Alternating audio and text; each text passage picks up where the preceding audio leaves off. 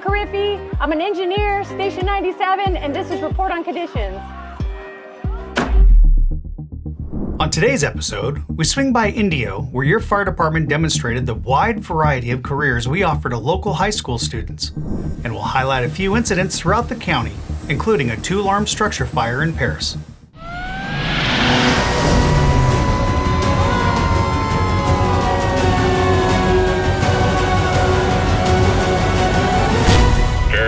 Engine 1 with report on conditions. Hello everyone, I'm Captain John Clingingsmith, and thanks for joining us on this week's Report on Conditions. Let's stop by Indio, where the Riverside County Office of Education hosted the second annual Fire Career Expo.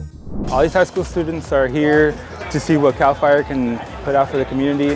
I think it's a great opportunity for the young ones to come out and see what CAL FIRE can offer within the different ranks. From Firefighter 1 to the chiefs, division chiefs that are here amongst us. Yep. The questions kids have been asking have been in regards to how to apply to CAL FIRE as a firefighter. I've been asking what my position is and how I got to where I am.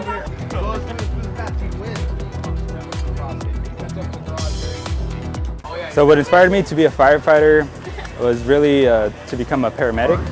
I thought, not knowing what firefighting was, I thought I had to become a firefighter to become a paramedic. So I decided to start looking into it. I found a fire academy at College of the Desert here in Palm Desert and went to the fire academy and fell in love with the fire service.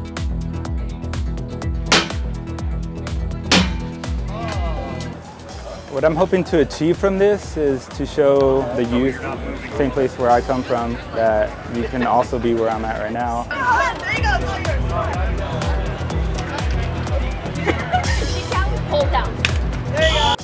I would say that today has been a wonderful opportunity to bring 500 students from across the Eastern and the Coachella Valley as a whole to this amazing expo with CAL FIRE. This is our second annual CAL FIRE Expo. Brought fire trucks, ladders, boats, lots of representatives here in partnership with the Riverside County Office of Education, our community colleges, and the kids are having a wonderful time of engagement. So we've all come together because we want to support students. We want to expose them to opportunities in the field of the fire sciences. It's not just firefighting, but it's also dispatch, it's communications, it's automotive, and a plethora of other opportunities that our kids are being exposed to. But having a fair like this is really powerful as our students see the possibilities that are before them. Hi, Yesenia Tufnell, Fire Apparatus Engineer here at Station 91 in Moreno Valley with CAL FIRE, Riverside County Fire Department. Before every shift, fire apparatus engineers complete a daily inspection to ensure the engine is safe, reliable, and ready to respond. So again, checking all the zerks, make sure they're greased. There's multiple down in here. Check my steering. Check my brakes. From checking fluids, belts and hoses, to testing lights, brakes, steering, and tires. Every system is verified. I'm just double checking, making sure that there's nothing new, no rips, tears, frays, no shiny new metal, that all hoses are connected, nothing out of the ordinary. I'm looking for anything as like abrasions, any kind of shiny metal that's not supposed to be there and taking note of that. I'm checking the tires, making sure my tread is good, make sure my pressure is good. Park around back, I check my lights, both my emergencies, my regular headlights, my turn signals, my brake lights. Inside the cab, safety features and controls are inspected, including seat belts, mirrors, pedals, and the brake system. All I have to do now is just my brakes. Cool, this is easy to see all my tanks.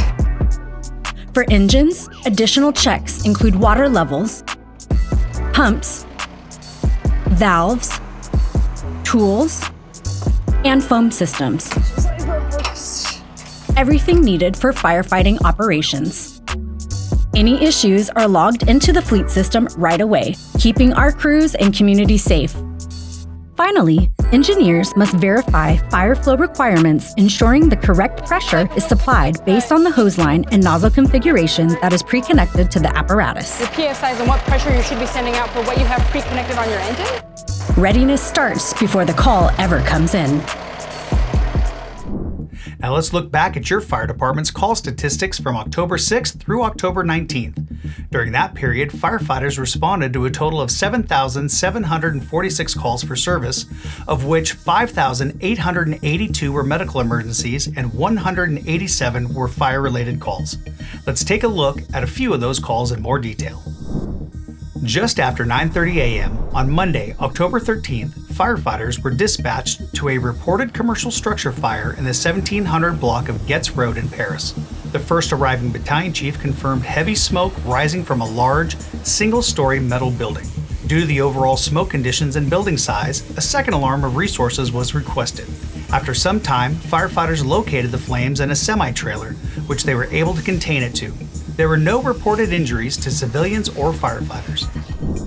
At around 11 p.m. on Thursday, October 16th, firefighters were called to reports of a traffic collision near the intersection of Di Portola Road and Via Apore in Temecula.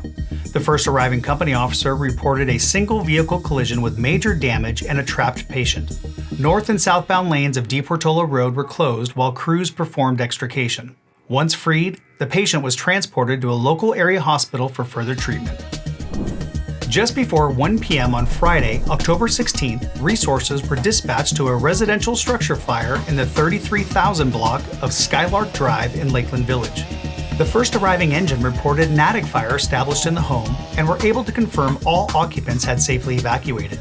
With time, the fire was contained to the structure of origin, and engine companies remained on scene for about 4 hours conducting salvage and overhaul operations. The American Red Cross was contacted for 2 displaced adults. During the afternoon hours of Saturday, October 18th, dispatchers received multiple reports of a structure fire in the 26,000 block of Girard Street, just southeast of Hemet. Upon arrival, the first due company officer reported a detached garage well involved in fire, with no damage to the primary residence. The flames did eventually spread into nearby vegetation, burning just over 1 acre. Additional resources were requested to support containment and suppression operations, protecting surrounding structures and further vegetation from burning. Crews were on scene for several hours conducting extensive overhaul and mop-up to prevent further reignition. Halloween is coming quick, so it's time to go over a few Halloween safety tips with Captain Cal. Trick-or-treating is fun, but it's important to stay clearly visible, especially at night. Use glow sticks, reflective tape, or LED lights so you're easily spotted.